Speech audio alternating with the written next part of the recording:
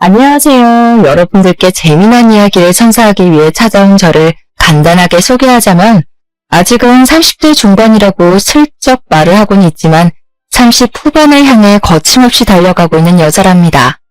제가 이곳을 찾아오기까지 정말 하루하루가 너무 놀라운 일들의 연속이었는데요. 정말 말로 하나하나 풀어내자면 하룻밤을 꼬박 채워도 모자랄 판이랍니다. 그래도 여러분께 제가 24시간 붙잡고 이야기를 할 수는 없으니 최대한 간략하게 큼직큼직한 사건들만 풀어서 이야기를 해보려고 합니다. 제 이야기를 들은 친구들은 정말 영화로 만들어도 될 이야기라며 저에게 이 공간을 추천해 주었습니다. 여기에는 저와 비슷한 사연을 가진 분들이 많다고 하더라고요. 저도 제 이야기가 방송에 나온다거나 크게 퍼지는 걸 원하지는 않아서 소소하게 제 이야기를 나눌 공간이 필요했었는데 참 잘 됐다 싶습니다. 제 이야기는 평소에는 절대 일어날 수 없는 일이기도 하고요. 일어나서는 절대 안 되는 이야기이기 때문에 여러분들이 재미나게 들어주실 수 있을 것 같습니다. 다시 생각해도 손이 부들부들 떨리는 제 소름 돋는 이야기를 여러분들께 소개하겠습니다. 충격적인 이야기니까 가슴 꼭 붙잡고 들어주시면 고맙겠습니다. 제 나이, 아직 어리다면 충분히 어리다고 할 수 있는 이제 고작 30대 후반으로 달려가고 있는 여자입니다. 여러분들의 20대, 30대는 어떠셨나요? 대학 생활을 꿈꾸면서 남자친구도 사귀고 MT도 다녀오고 친구들이랑 술도 마시고 행복한 시간을 보냈어야 할 제 20대, 30대는 처참했습니다. 요즘 시대에도 이런 일이 일어날 수 있다고 하실 법한 일을 제가 겪었고 제가 산 증인입니다. 저는 속된 말로 전기가 들어오는 게 신기할 정도로 아주 외지고 캄캄하고 폐쇄적인 시골 동네에서 태어나고 자랐습니다. 마을 사람들은 몇 가구 되지 않았는데 상당히 고시식하고 옛것을 그대로 지키려고 하는 발전하지 못한 사람들이 옹기종기 모여서 자기들끼리의 터전을 구축하고 살았습니다. 그렇기 때문에 여자가 공부를 한다는 것 자체가 말이 안 되는 곳이었고 어쩔 수 없이 나라에서 시키는 최소한의 교육만 이수할 수 있었습니다. 저는 항상 부모님께 여자는 조심해야 하고 내조를 잘해야 하며 시댁에서 부당한 일을 당해도 참고 버텨야 한다고 가정교육을 받았습니다. 그게 전부 부질없는 짓이고 부당한 일이라는 것을 모를 수밖에 없었습니다. 어린 시절부터 꾸준히 듣고 자랐기 때문에 당연하다고만 생각했기 때문입니다.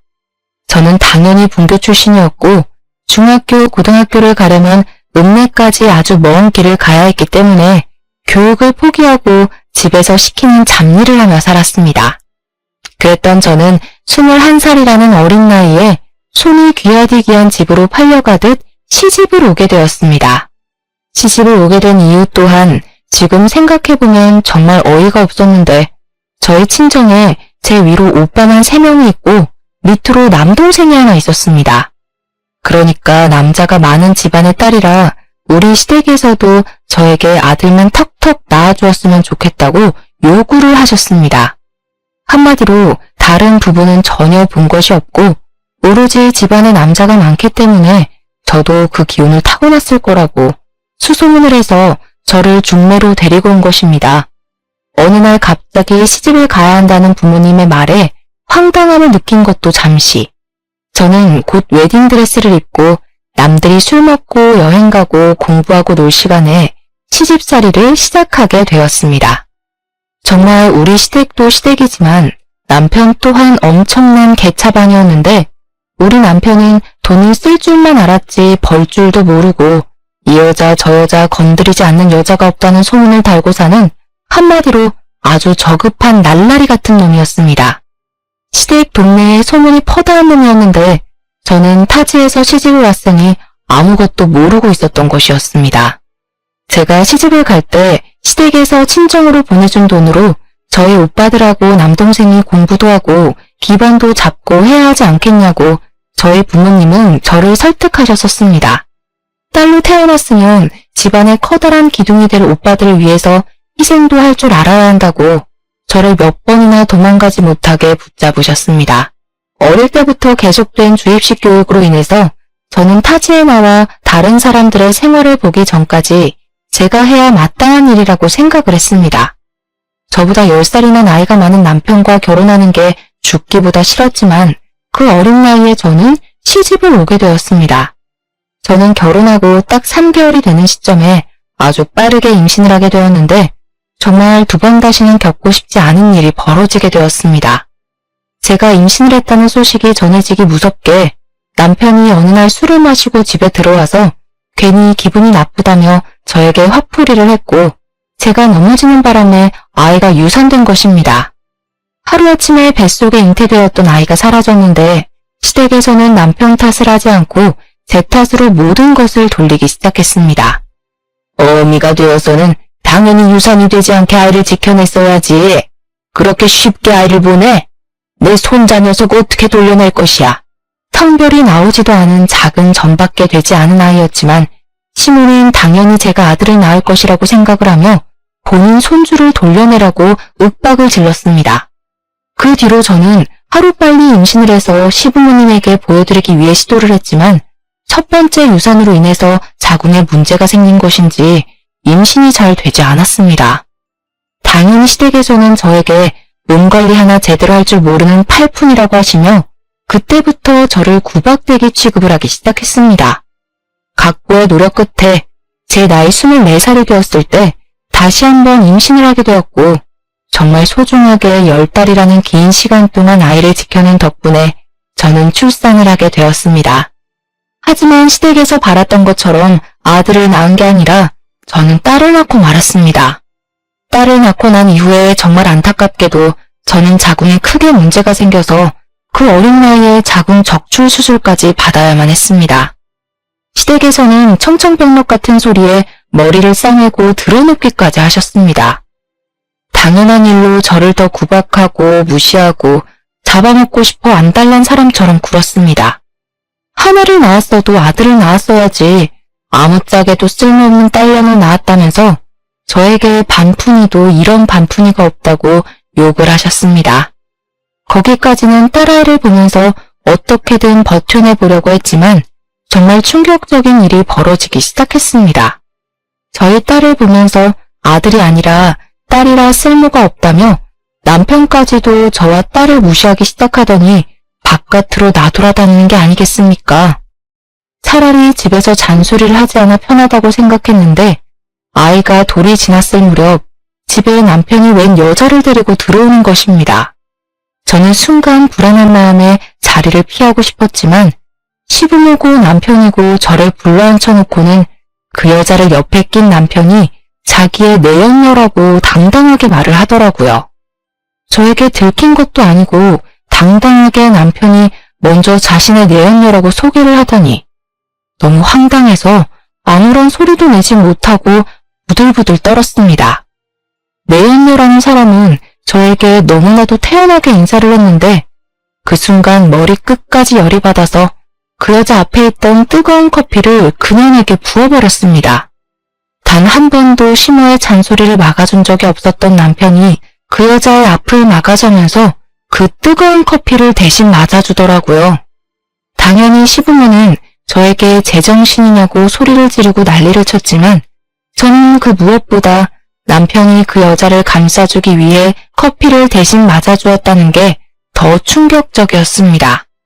저를 그렇게 구박하고 때리던 남자가 그년이 커피 맞는 꼴을 못 봐서 대신 맞아주다니. 눈물이 앞을 가리는 듯한 느낌을 받았지만 꼭 참았습니다. 사랑 없이 한 결혼이라고 하지만 아이까지 있는데 어떻게 제 앞에서 그런 꼴을 보여줄 수가 있단 말입니까? 하지만 연타로 저에게 충격을 주기로 결심했는지 남편은 내연녀 뱃속에 아이가 있다는 소식까지 저에게 전해주었습니다. 잔인하게도 본인의 아이를 가졌고 아들일 것 같은 느낌이 든다면서 데리고 살아야겠다고 일방적으로 통보를 해왔습니다. 저는 남편과 결혼 생활을 이어나갈 자신이 없었습니다. 여러분들이라면 이런 상황에서 남편과 남편의 내연녀와 함께 살 수 있을 것 같습니까? 하지만 저는 그곳에서 버티지 않으면 안 되는 한마디로 아무것도 할 수 없는 사람이 되어 있었습니다.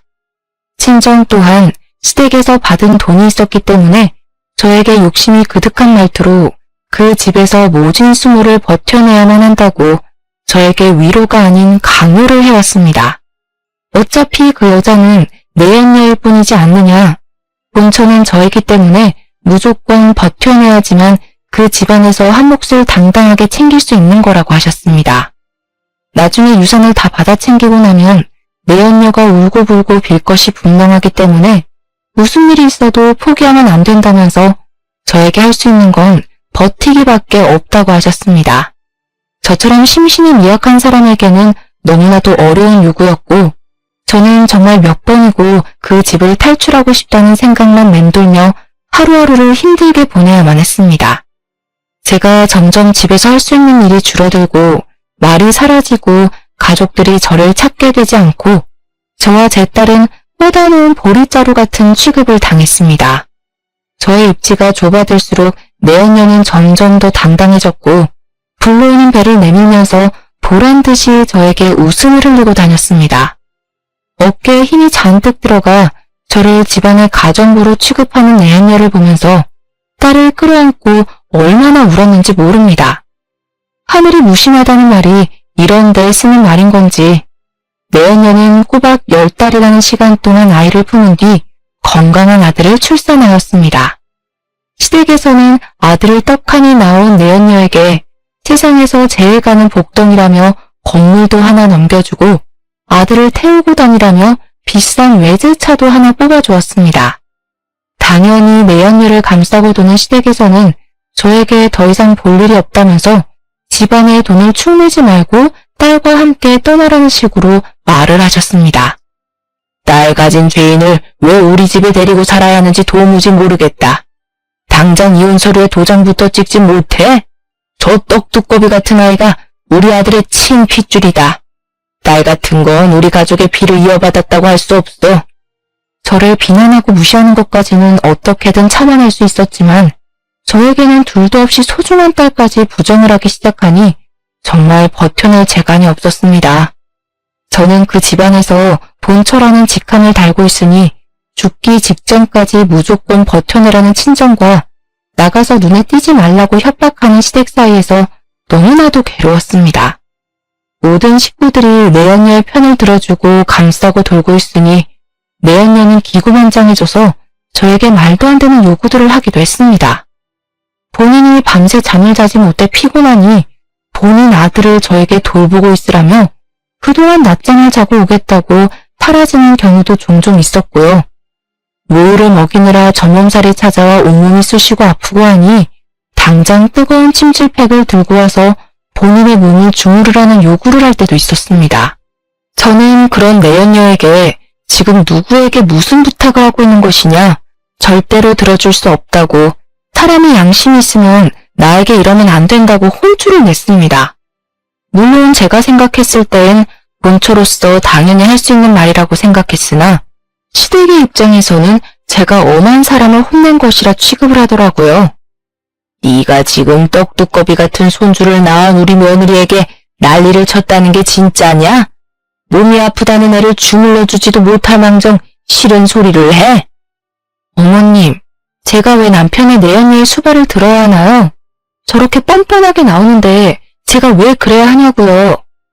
네가 우리 집에서 하는 일이 뭐야? 맨 밥이나 축내고 네 딸도 꼴도 보기 싫어 죽겠는데 억울하면 아들을 떡하니 낳았어야지. 다 네가 해야 할 일을 제대로 하지 못해서 생긴 일 아니냐. 적어도 우리 집 대를 끊어놓을 위기에 처했으면 눈치라도 보고 며느리에게 감사해야지. 도대체 누가 며느린데요?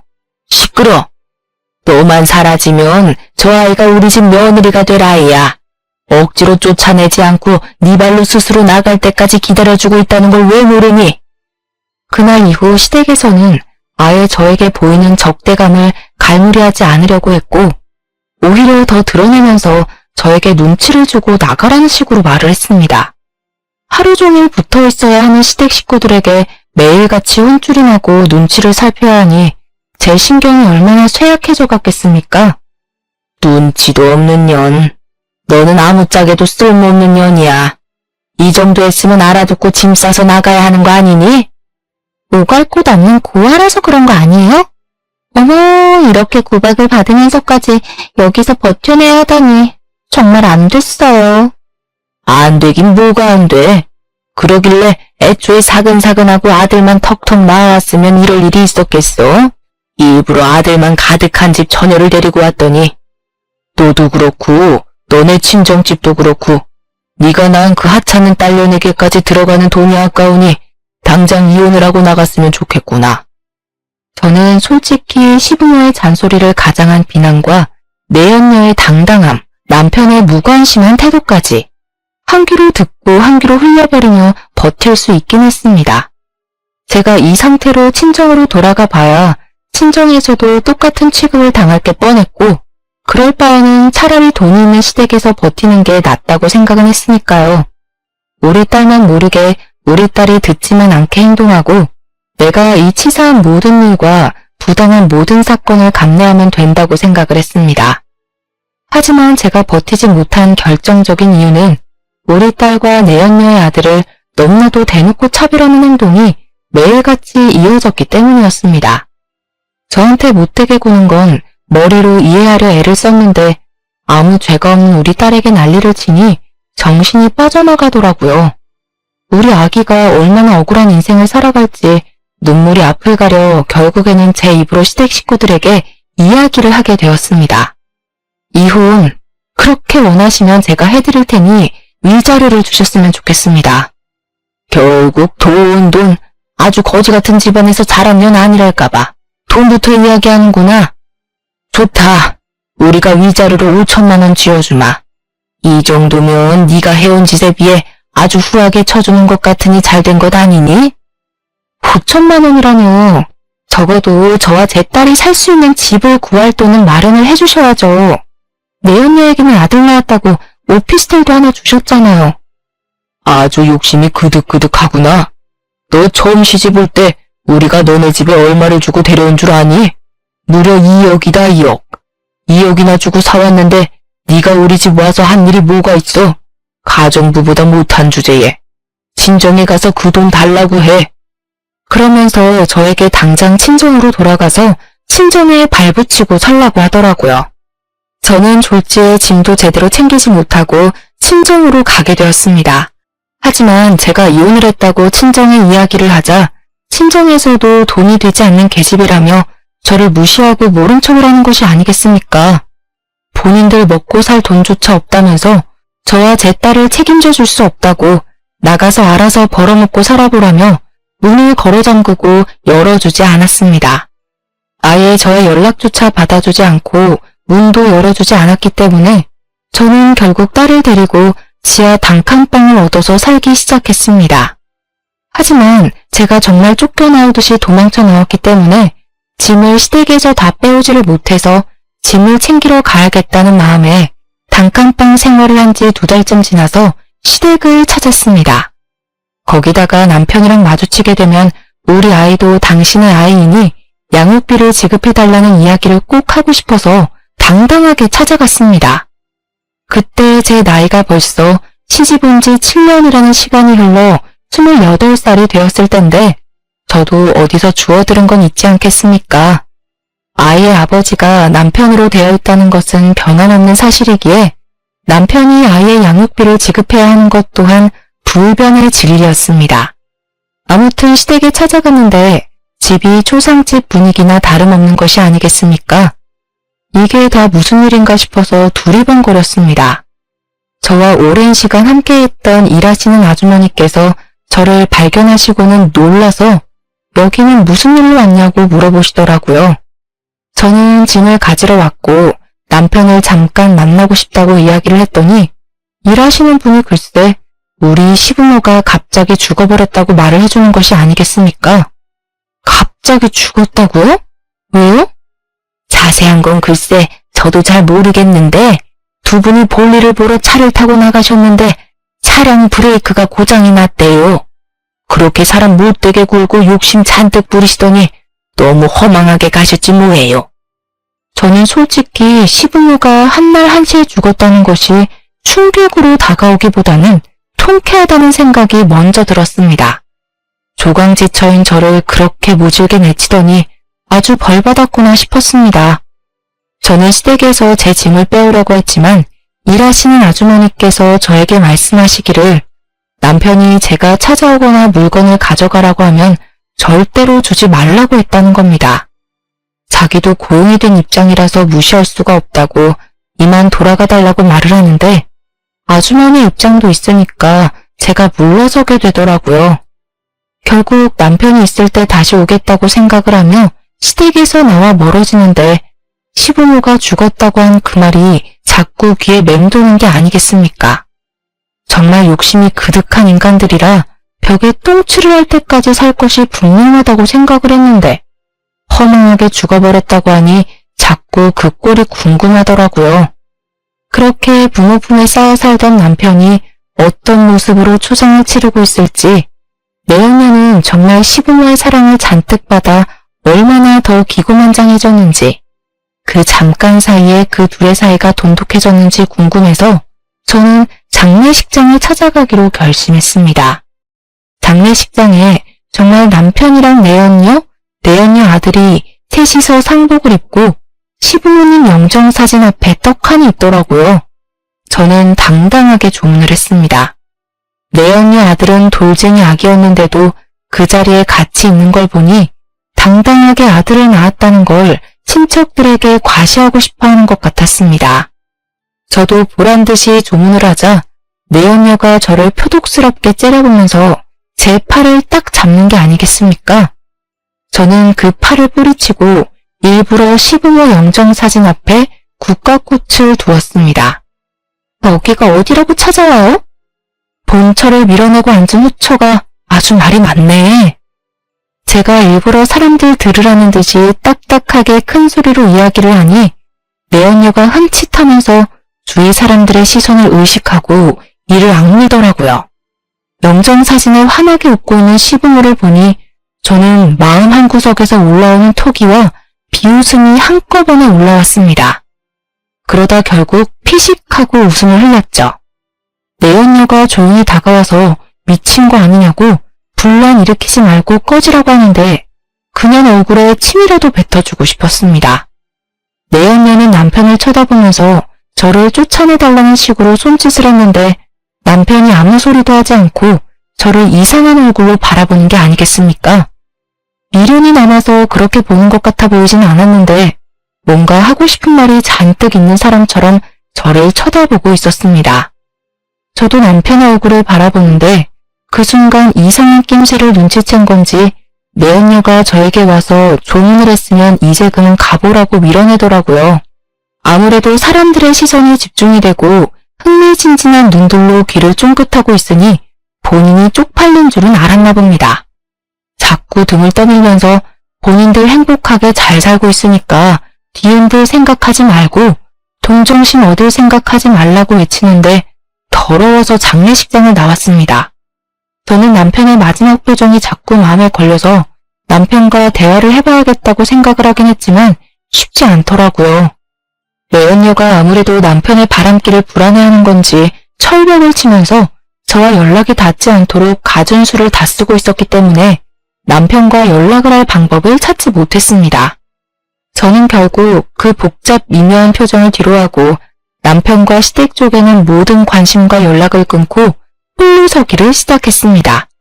그렇게 7년이라는 세월이 흐르는 동안 정말 아이를 키워내기 위해 저는 안 해본 일이 없을 정도로 많은 고생을 했습니다. 그 어떤 가족도 저에게 도움을 주지 않았고 연락조차 되지 않았기 때문에 저는 여러 해를 돌아다니며 했고 결국에는 식당 일에 정착해서 아이를 키워내고 있었습니다. 식당 사장님 부부가 너무나도 좋으신 분들이라 저의 모든 사정을 듣고 눈물을 지으며 저를 배려해 주셨고 덕분에 편하게 일을 할 수 있게 되었습니다. 일에 적응도 완벽하게 하고 식당 사장님 부부의 일을 도와 열심히 일을 하고 있던 어느 날 휴대폰으로 모르는 번호 문자 하나가 도착했더라고요. 저는 문자의 내용을 보고 너무나도 놀라서 헉소리를 내고 말았습니다. 그 문자에는 전 남편이 사망을 했다고 장례식장과 발인 날짜가 적혀 있었기 때문이었습니다. 시부모가 죽었을 때는 그저 통쾌하다, 죽을 만한 사람이 죽었다고 생각을 했는데 전 남편이 죽었다는 문자는 조금 충격적이라 저는 멍하니 그 자리에 서 있어야 했습니다. 식당 사장님 부부께서 저에게 무슨 일이냐고 물어보셨고 그제야 정신을 차리고 말씀을 드리니 일단 장례식장에 찾아가 보라고 하시더라고요. 아무리 그래도 저희 아이가 남편의 핏줄이니 이제라도 뭔가 남겨주는 것이 있지 않겠냐고 편하게 살아야 하지 않겠냐고 하시면서요. 사실 유산에 대한 부분은 전혀 생각도 하지 않았었지만 사장님 부부의 말을 듣고 저는 장례식장에 찾아가기로 결심을 했습니다. 장례식장에 도착을 하니 너무나도 태연하게 내연녀가 저를 보면서 왔냐고 인사를 건네는 게 아니겠습니까? 불과 5년 전에 시부모님이 돌아가셨던 그때에는 어떻게든 저를 쫓아내려고 안간힘을 다 쓰던 내연녀가 변해버린 태도로 저를 대하니 수상한 마음이 들더라고요. 마지막 가는 길이니 저에게 전 남편에게 인사나 제대로 한번 올리라고 자리까지 비켜주는데 어느 누가 의심하지 않을 수 있겠습니까? 여유가 있어도 너무나도 넘치는 여유 있는 모습에 저는 점점 남편의 죽음에 대한 의심을 품게 되었습니다. 저랑 남편이랑 이혼해야 한 이후에 연락조차 못하게 할 만큼 남편에게 집착적으로 굴었던 여자가 눈물도 한 방울 흘리지 않고 태연하게 자리를 지키니 전 남편에 대한 정이나 사랑이 남아있지 않더라도 정말 그 어떤 누구라도 저와 같은 마음이 들었을 것이라고 생각합니다. 게다가 장례식장에 조문으로 온 다른 사람들과 실실 웃고 떠드는 모습까지 보게 되니 내연녀가 정말 정신 나갔거나 숨기는 게 있는 거라고 생각하기 시작했습니다. 제가 너무 오버하는 것 같다고 느끼실 수 있을지 모르겠지만 남편이 저에게 뭔가 할 말이 진득하게 있다고 느꼈었던 시부모의 장례식장에서의 기억이 잊히지 않았기 때문이었습니다. 저는 제가 알아야 할 비밀이 있다는 느낌을 지울 수 없었고 내연녀에게 말을 걸었습니다. 아직 그 집에 내 짐이 있는 걸로 알고 있는데 정리하거나 버린 거 있어? 글쎄요. 제가 짐 정리를 딱히 안 해서 모르겠는데요. 거기에 우리 친정 부모님께서 주신 나에게는 아주 귀한 물건이 있으니 그 물건만 찾아오게 해줬으면 좋겠네. 그동안은 집에 발도 디디지 못하게 했잖아. 아직 있을지 모르겠지만 그럼 와서 찾아가세요. 내연녀는 남편이 죽은 뒤 저에 대한 경계심을 완전히 풀어낸 듯 했습니다. 조금만 생각해보면 저희 친정에 저에게 귀한 물건을 줄 리가 없다는 게 떠올랐을지도 모르죠. 하지만 저는 장례식 중간에 남편의 집을 찾아가 집을 뒤지기 시작했습니다. 내연녀가 눈치채기 전에 남편이 무언가를 숨겨뒀을 거라 생각했습니다. 한참을 집을 뒤졌지만 이렇다 저렇다 할 흔적을 발견하지 못했는데 남편의 서재 구석진 곳에서 남편이 직접 쓴 다이어리를 발견하게 되었습니다. 그런데 다이어리 구석에 홈을 파둬서 무슨 USB 같은 것을 숨겨둔 것이 아니겠습니까? 저는 이게 뭘까 궁금함을 가득 안고 남편의 다이어리를 읽어나갔습니다.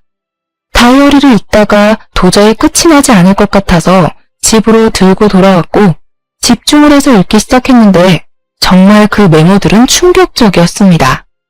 남편이 적어둔 말에 의하면 내연녀가 남편을 죽이려고 한다는 것이었습니다. 몇 번이나 의문투성이인 자동차 사고 위기에 처했었고 누군가 술에 취한 자기를 차도로 밀어버리려고 했던 적도 있었다고 전부 내연녀가 꾸민 짓 같다고 적혀 있었습니다. 저는 의문이 가득 들었습니다. 혹시 남편이 정신병에 걸렸던 것은 아닐까 하는 생각이 더 강하게 들었습니다. 남편에게 그렇게 집착을 했던 내연녀가 갑자기 왜 남편을 죽이려고 든단 말입니까? 남편과 함께 있으면 평생 돈 걱정도 없이 살 수 있었을 텐데요. 그리고 몰래 숨겨두었던 그 USB 안에도 어떤 자료들이 들어있을지 궁금해졌습니다. 저는 이 내용들을 혼자 감당해서는 안 된다고 생각했습니다. 그 이유는 당연히 남편이 죽은 사람이 되었기 때문이었습니다. 저는 혹시 모를 상황을 대비해서 장례식장으로 다시 돌아가게 되었는데 경찰과 내연녀가 실랑이를 벌이고 있는 모습을 목격하게 되었습니다. 사건을 정확하게 파악을 하려면 부검을 진행하는 것이 좋겠습니다. 의문사이기 때문에 유가족들의 심정도 이해는 하지만 저희가 부검을 하지 않겠다고 하는데 왜 경찰이 자꾸 부검을 하라고 하시는 거죠? 우리 남편은 그냥 심장마비로 사망한 거라고요. 부검을 진행하자고 하다니 그건 고인을 모독하는 행위라고 생각해요. 부검 진행 안 하겠습니다. 저는 내연녀의 부정적인 태도와 부검을 반대하는 행동을 보고 아주 강력한 확신이 생겼고 그대로 실랑이를 벌이고 있는 경찰과 내연녀에게 다가갔습니다. 제가 고인의 전부인 되는 사람입니다. 전 남편이 계속해서 이 여자가 자신을 살해하려 한다고 의심을 해왔던 것 같습니다. 지금 그게 무슨 소리예요? 내가 본처 자리 밀어낸 후처라고 그런 식으로 말하면 안 되죠. 놀라서 저를 바라보는 경찰에게 남편이 직접 쓴 다이어리를 건네면서 이게 증거라고 말을 하며 여기에 남편의 모든 의심이 적혀 있다고 말을 했습니다. 또한 경찰에게 제 아이가 남편의 핏줄인데 내가 대리인의 자격으로 부검을 신청할 수 없냐고 물어보았습니다. 경찰은 다이어리를 한번 쓱 훑어보더니 만약 내연녀가 용의자로 올라가게 되면 제가 대신 부검을 신청할 수 있을 거라는 답변을 돌려주었습니다.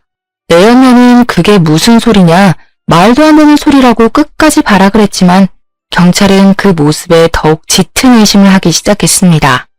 결국에는 내연녀가 부검을 거부해도 어쩔 수 없이 부검을 하게 되는 상황이 오게 되었고 부검 결과 남편의 체내에서 치사량 수준의 약물이 발견되었습니다. 전신을 마비시키는 약물로 정량 이상이 들어가면 호흡을 할 수 없는 독이라고 하더라고요. 수사는 급진전이 되기 시작했고 내연녀가 자주 다니던 피부과 원장에게서 그 약물을 얻었다는 것, 그리고 그 원장과 내연녀가 불륜관계였다는 것이 밝혀지게 되었습니다. 그 소식을 들었을 때 저는 정말 경악을 금치 못했고 경찰은 내연녀를 긴급 체포하게 되었습니다. 수사의 진척이 확확 이루어지던 와중에 저는 뒤늦게 USB가 생각이 났고 USB를 들고 다시 한번 경찰서에 찾아가서 건네주었습니다. 다이어리에 같이 들어있던 것인데 수사에 도움이 될 만한 것이 들어있을지도 몰라서 가지고 왔다고 하니 바로 한번 확인을 해보자고 하시더라고요. 경찰서에 있는 컴퓨터로 확인을 해보았는데 거기에는 주차장 CCTV 영상이 들어있었습니다. 경찰은 저를 보고 누군지 알아보겠냐고 물어보았는데 주차장에 놓인 차가 돌아가신 시부모의 차인 것이 아니겠습니까? 그 앞선 영상에서는 내연녀가 어떤 남자랑 함께 차 밑에 들어가서 무언가를 조작하는 것 같은 영상이 나오고 있었습니다. 남편의 부모, 그러니까 시부모가 차량 브레이크 고장 사고로 죽었어요. 경찰은 그 사건 또한 내연녀가 범인이라는 것을 확신하게 되었고 내연녀를 바로 추궁하기 시작했습니다. 처음에는 죽어도 아니라고 발뺌을 하던 그 여자는 CCTV 영상이 있다는 것을 밝히니 망연자실하면서 전부 시인을 하게 되었습니다. 내연녀와 함께 차 밑에서 조작을 했던 그 공범은 바로 피부과 원장이었습니다. 저는 순간 머리에 망치를 맞은 것 같은 기분이 들었습니다. 시부모가 죽은 시점이 내연녀가 아들을 낳고 얼마 지나지 않아서 아니겠습니까? 남편의 시신이 부검을 마친 뒤 화장을 하기 전이었기 때문에 저는 서둘러서 내연녀의 아들과 남편의 유전자 검사를 의뢰하게 되었습니다. 사건의 전말은 아주 쉽게 드러나게 되었습니다. 이실직고하는 사람에게 감형을 해주겠다는 거짓말에 둘 다 홀라당 넘어가서 서로의 죄를 낱낱이 고하게 된 것입니다. 내연녀는 시댁의 재산을 전부 차지하겠다는 일념으로 불륜남과 짜고 그런 짓을 벌였던 것이었습니다. 결국 경찰에서 촘촘하게 수사를 하고 제가 전해준 결정적인 증거로 인해서 둘 다 구속이 되었고 법의 심판 앞에서 서게 되었습니다. 당연한 수순으로 살인자이기 때문에 재산 상속에서 제외가 되었고 상속을 받을 수 있는 사람은 제 딸과 내연녀의 아들밖에 남지 않았습니다. 일주일이라는 시간이 흐르고 저는 친자 확인에 대한 결과를 받을 수 있게 되었는데 충격적이게도 내연녀의 아들은 남편의 친자식이 아니라는 결과가 나왔습니다. 저는 정말 소름이 전신에 가득 돋았고 유치장에 갇혀있는 내연녀를 찾아가게 되었습니다. 얼굴이 허옇게 질린 채로 힘없이 제 앞에 앉은 내연녀에게 저는 정색을 하며 이야기를 했습니다. 너 정말 소름 돋는 년이다. 그 돈이 욕심나서 시분 후에 남편까지 죽여? 애초에 접근했을 때부터 그 피부과 원장이란 놈이랑 만나던 사이였던 거 다 알아. 그러자 내연녀가 아주 못 들을 소리를 들었다는 듯이 과하게 깔깔 웃으면서 저에게 말을 하더라고요. 증거 있어?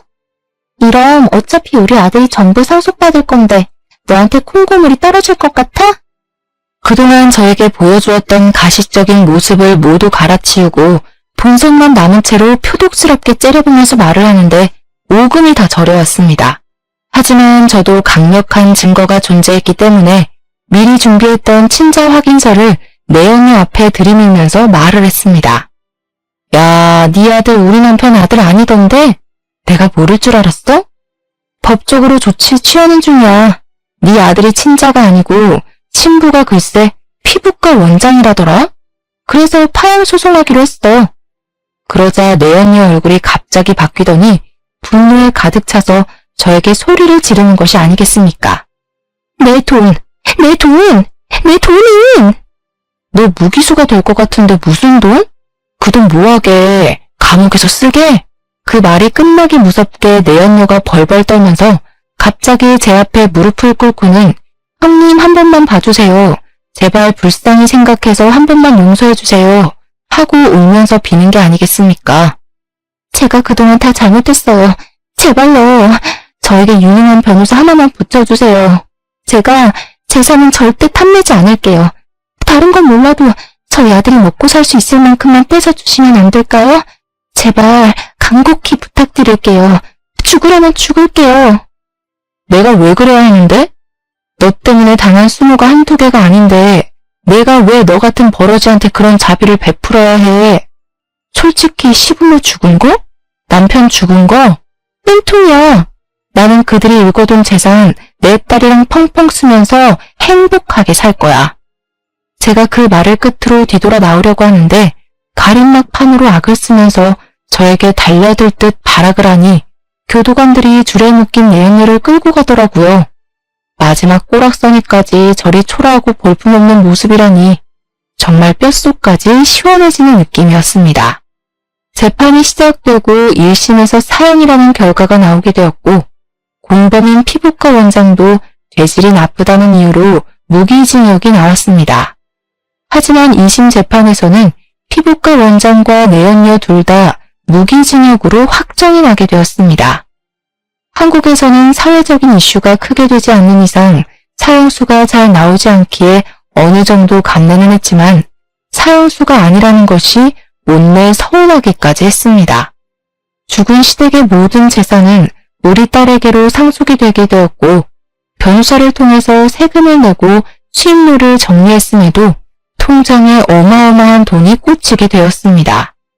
통장에 찍힌 금액을 하나하나 세어보는데 정말 꿈만 같더라고요.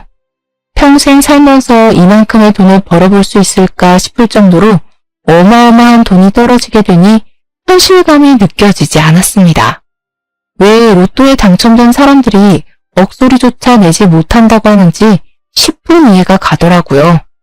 주변을 정리하고 나니 1년이라는 시간이 뚝딱 흘렀는데 어느 날 갑자기 내연녀가 구구절절한 편지를 저에게 보냈더라고요.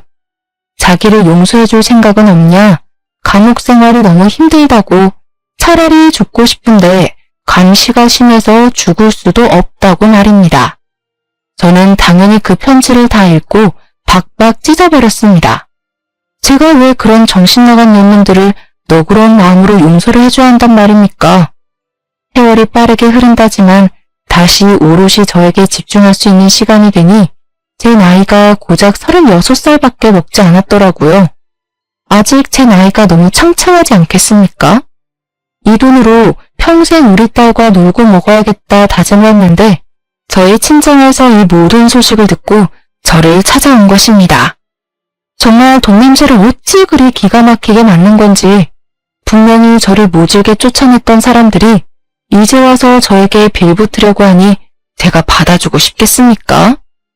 우리 딸과 제가 힘들게 살아왔던 10년이 가까운 그 시간 동안 아무런 힘도 편도 들어주지 않았던 사람들에게 제가 왜 자비를 베풀어야 할까요? 나 사업하게 돈을 좀 빌려줬으면 좋겠는데 이야기 들어보니까 평생 펑펑 써도 남을 만큼의 돈이 들어왔다며? 나도 우리 딸 덕에 돈 좀 써가면서 호강해보자. 이런 게 효도니 효도가 별거냐? 응? 내가 그 힘든 시기를 견딜 때마다 모질게 몰아내놓고 이제 와서 나에게 돈 빌려달라 효도해라 하는 거 수치스럽지도 않아? 내가 한 번만 도와달라고 우리 딸이랑 나랑 오갈 데가 없다고 했을 때 대문 빗장까지 걸어 잠근 사람들이 누구야? 바로 당신들이야.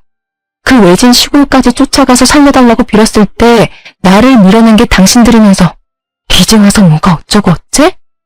그날 이후에 나는 당신들과의 모든 인연을 정리하기로 마음먹었고 그 마음 지금도 변치 않아. 당장 내 집에서 꺼져. 인연이? 키워준 값도 모르고 배은망덕하게? 나 혼자 컸지 언제 나를 키워줬어? 나를 그 지옥 같은 시댁에 팔았을 때 받은 돈이면 노후 생활 충분하지 않아? 그 시골에서 풀떼기나 키우면서 평생 자급자족하고 살아. 밑 빠진 독에 물 붓는다고 평생 오빠들 뒤치다거리나 하면서 살라고.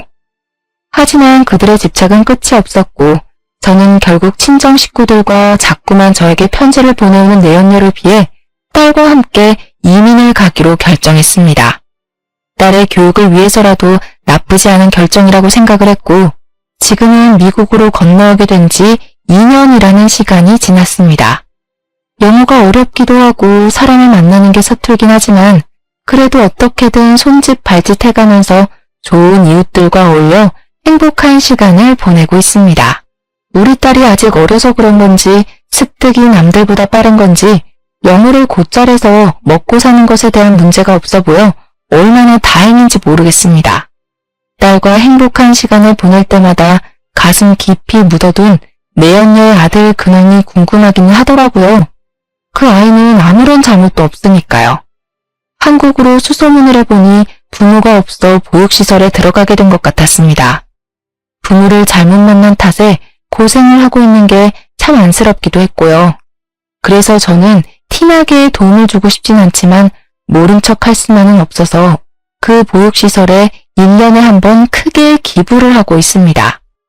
비단 전 남편의 아들을 위해서뿐만이 아니라 다른 아이들을 위해서라도 이런 기부는 꼭 필요하다고 생각을 했기 때문이었습니다.